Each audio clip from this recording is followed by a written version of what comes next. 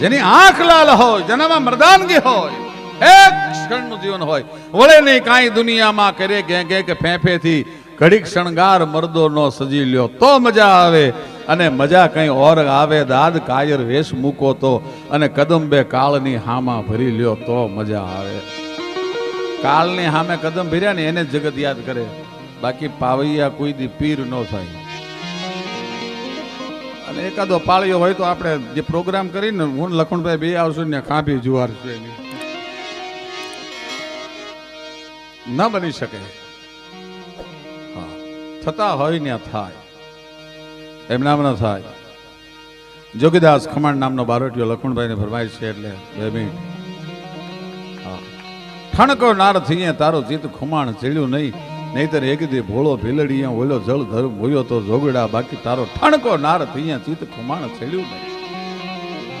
અને તું પાધર જૂના તણે જેદી ફેંસળીયો ફોજે તેદી બીબડીયું બંગલે તને જોવે જોગી દાસિયા. તું પાધર જૂના તણે જેદી ફેંસળીયો ફોજે તેદી બીબડીયું બંગલે તને જોવે જોગી દાસિયા. એ જોગીદાસ ખમાણ ભાવનગર ને 1800 પાદરની હારે બારોટું દિલબાભાઈ, પણ સવારના પહોરમાં ભાવનગર મહારાજા શિરામણી માટે વધારે, અને દૂધની ત્રાહળીઓમાં જોગીદાસના ભાલા દેખાય અને ઊભું થઈ જવું પડે. 50 ઘોડે નીકળ્યો તો કેવો મરદ છે, વિચાર કરો તમે. આયા જાંબા બાપુ પાસે કઈ મોટા લશ્કર લઈને નહોતા ફરતા, પણ એ માથે પાઘડી મૂકીને બરવાળાની બજારમાં નીકળે ત્યારે 1000 જણા સલામો કરતા જતા હોય. સાહેબ એનું નામ જ જીવતર કહેવાય. પછી જીવતર તમને ભાળીને મોઢા ફેરવી જાય ને જીવતર થોડા કહેવાય. કેવો બારોટીયો છે. ભાવનગરની 500 ગોરખાની પલટનની સામે 50 ઘોડા સવારે નીકળ્યો જોગીદાસ ખમાણ લખણભાઈ, અને 2 શહેરું પાણી ભરીને જાય છે. એમાં એક શહેર બીજી શહેરને કહે છે કે બેન આ 500 ગોરખાની પલટન છે અને સામે 50 ઘોડે જોગીદાસ છે, પૂગશે કેમ? એથી બીજી શહેરે જવાબ આપ્યો હતું, બેન તને ખબર નથી, જોગીદાસ જે ભેળા 50 છે ને એક મારે ભડ 500 હેતા ભડ 50. હા, એક 500 ના ભૂકા કાઢી નાખે એવા 50 જણા છે.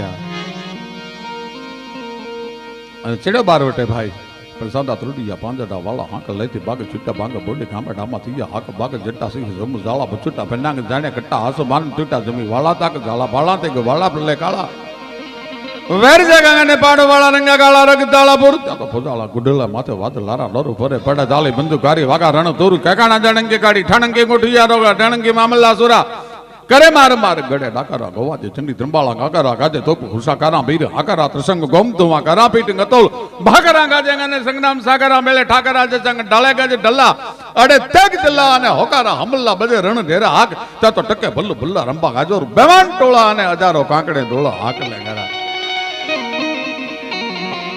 હમણાં અનુ મલિક મુંબઈમાં એક અમારા કાર્યક્રમમાં હતા, તો મને કે તમે એટલી ઊંચેથી ગાઓ, એટલા ઉજાગરા કરો ને તોય અવાજ એવો ને એવો રહે, તમે ખાવ હું? મેં કીધું ગાયું સિવાયનું બધું ભાઈ, અમારે તમારે જેવું ન હોય. મને કહ્યું કેટલી એનર્જી વેસ્ટ થાય. એ તો મેં કીધું જેને ભેગી કરી હોય ને એને વેડફવાની વાતો આવે.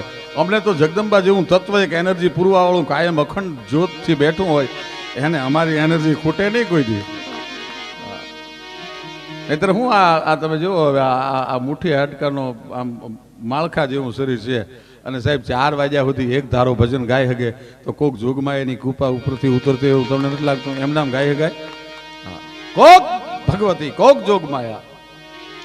અહીંયા જોગમાયા ખોડિયાર બિરાજે. હા, આવડની આણ કોઈ લાજાળું લોપે નહીં, પછી ભરું ડગલું ભાણ ઈ તો કરમી કાશે પડાવ. એક લખણભાઈ કડી યાદ આવે છે આવડવા માટેની.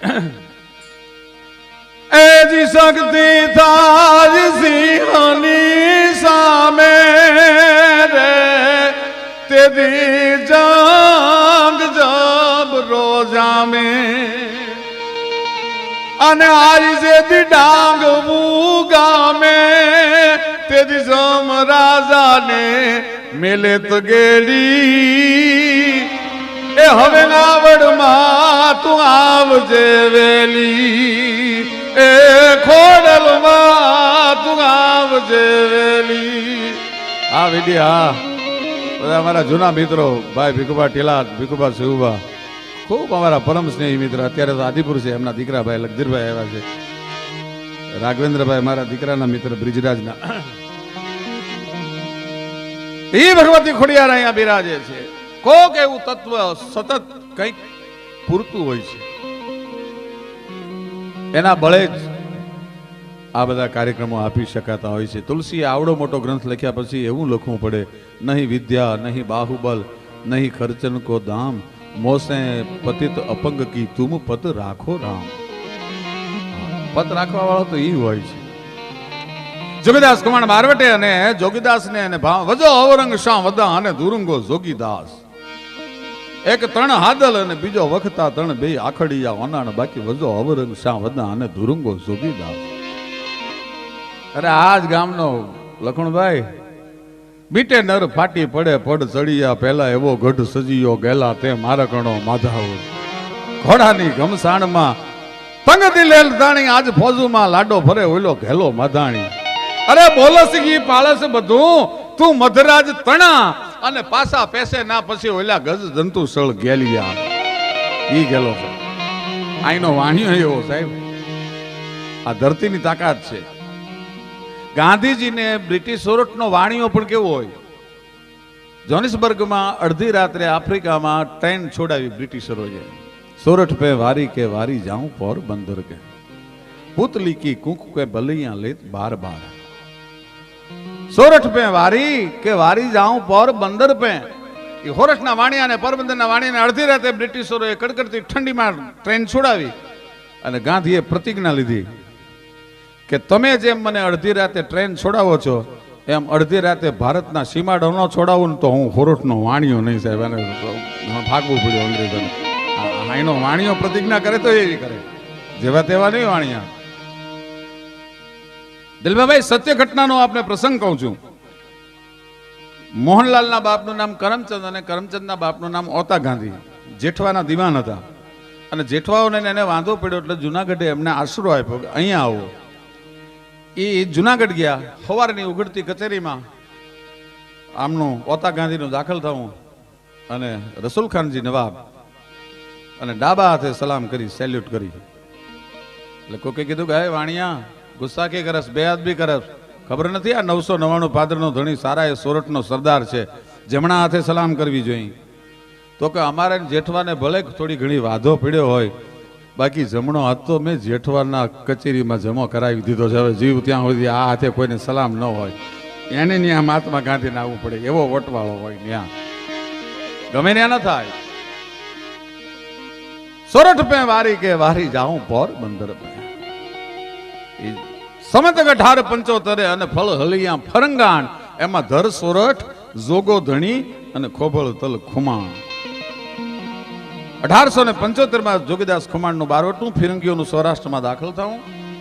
ટૂંકમાં વાત કરું, ભાવનગરને એને બારવટું પાર પડ્યું. દુશ્મનોની ખાનદાની કેવી છે વચ્ચે વાત આવી કહી દઉં. કુંવર દાદભા ગુજરી ગયા અને જોગીદાસ ખુમાણ છીપરની ઉપર બેઠો બેઠો દુશ્મની શીખવા જેવી સાહેબ બારવટિયાઓ પાસે. છીપરની માથે બેઠો બેઠો બોર બોર આહુડે રોવા માંડ્યો, ઠેકે ઠેકે મીંડા આહુડા પડવા, ઝાંકી જરો કન બે ચટી ચાંદની પાજી, ધમંક ધમંક ધરે તેથી બોરી ભજી બદ રાન બિલ્લો કીત મેઘ ઝમંક ઝમંક ધરે. મરણ શોર સુને અખિયા જલ બુંદ ઠમંક ઠમંક પરે, તેથી સાગર લાગ સહેલન કેગર ચંત ચમંક ચમંક મરે. આહુડા મીંડ્યા પડે. બાજુમાં આવીને બાપ હાદા ખમાણે એટલું કીધું, જોગા મારો જોગો કોઈ દી રોવે નહીં. થાકી ગયો બાપ, ભાવનગરની બીક લાગવા માંડી, આ વહમી રાતું વેઠાતી નથી. અને જોગીદાસે આહુડા લઈને એટલું કીધું, બાપુ હું કાઠિયાણીને ધાવ્યો છું, મને આ અંધારી રાતુની મેઘલી રાતુની બીક ન લાગે, અને ખોળિયામાં પ્રાણ હોય ત્યાં સુધી પાછો પગલા પારોટના પગલા ન ભરું. બાપુ ભાવનગરના કુંવર દાદભા ગુજરી ગયા. અરે મારા બાપ, દુશ્મનનો કુંવર ગુજરી જાય તો લાપસ્યુના આંધણ મુકાય, એમાં રોવાનું હોય? ના બાપુ, ભલે એ દુશ્મનનો કુંવર હતો પણ નાનીબા સાહેબ રાંદલના દડવે દર્શન કરવા માટે જતા હતા અને રાખડો મારા નામે વેલડું લૂંટતો હતો અને ખુરજ નારાયણે મારી પત રાખવીને હું બરોબર પહોંચ્યો, રાખડાને મારીને બગાડ્યો. અને પછી નાનીબા સાહેબને કીધું, બેનબા પાછું સિહોર જવું છે કે રાંદલના દળવે દર્શન કરવા મૂકી જાઉં? ના બાપા, હવે સિહોર જવું છે. જોગાભાઈ, સિહોર સુધી મૂકી જાઉં. સિહોરનો સીમાડો આવ્યો ત્યાં સુધી કુંવર દાધબા મારી ભેગા બેલાડ બેઠા હતા ઘોડામાં, અને એટલી મારે હેતપ્રીત બંધાઈ ગઈ સિહોર સુધીમાં. એ કુંવર ગુજરી ગયો ને બાપુ, એનું મને રોણું આવે છે. સિહોરનું પાદર આવ્યું એટલે નાનીબાઈ સાહેબે કીધું, જોગાભાઈ દરબારગઢમાં પધારો, તમારું બારવટું પાર પાડું. અરે બેન, તો મેં બેન પાસેથી કાપડું લીધું કહેવાય, કાપડું દીધું ન કહેવાય. બેન પાસેથી હું જોગો ખમાણ ખોડો લઉં, આજ નો એ પાર પડે. વિચાર કરજો એની ખાનદાની. જોગીદાસ ખમાણ બારવટે હોય અને એના બાપનું કારજ છે એ 1800 પાદરનો ધણી કરે. જોગીદાસ ખમાણ બારવટે હોય અને એના દીકરીના લગ્ન છે એ ભાવનગર કરે. હામ હામી કેવી ખાનદાની હશે. કુંવર દાદબા, બાપુ જો તમે રજા આપો ને તો બધા જાય છે, હું ભેળો ખરેખર જી આવું.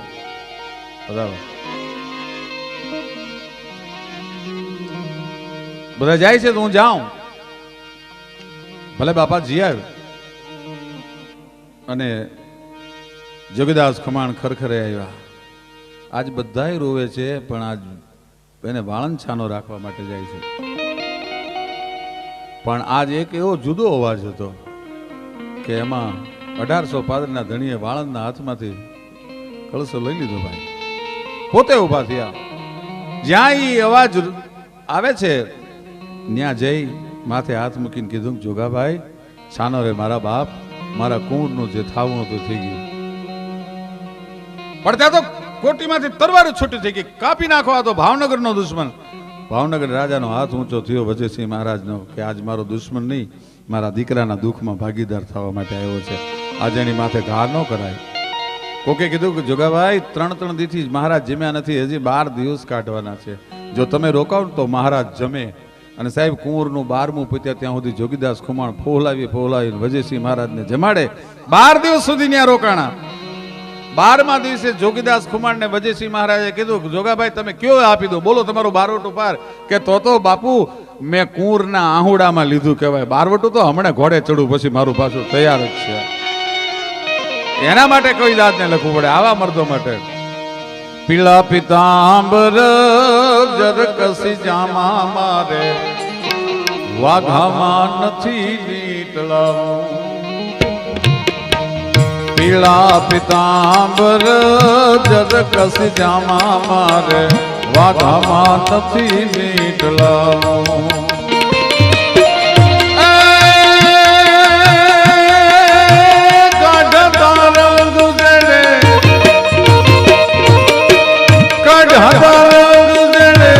દાદા ભેગાણે એના સિંદુરે ચોપડા જામો રે ઘડવૈયા મારે, ઠાકોર દીન ગાઓ ઘડવૈયા મારે, ઠાકોર દીન ગાઓ. હવે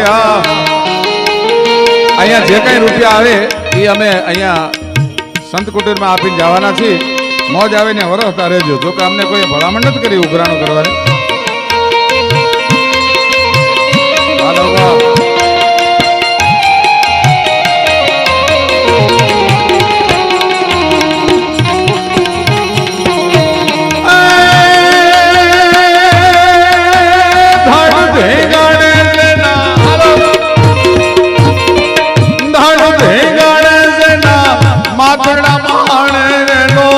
પાળીઓ થઈને પૂજાવું રે ઘડવૈયા મારે, ઠાકોર દીન ગાઓ.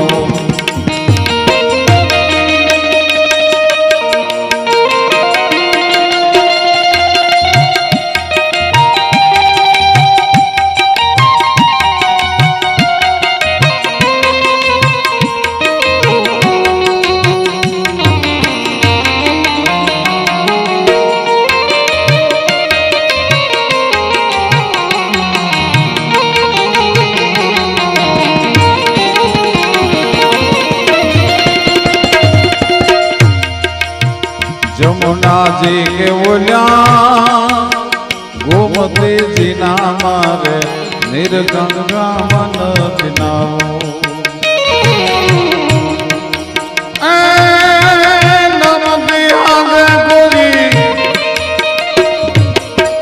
નમતી હાગે શિરામણી વિજો ગણના ઉના ઉડે મારે નામો રે ધડવૈયા મારે ઠાકોરજી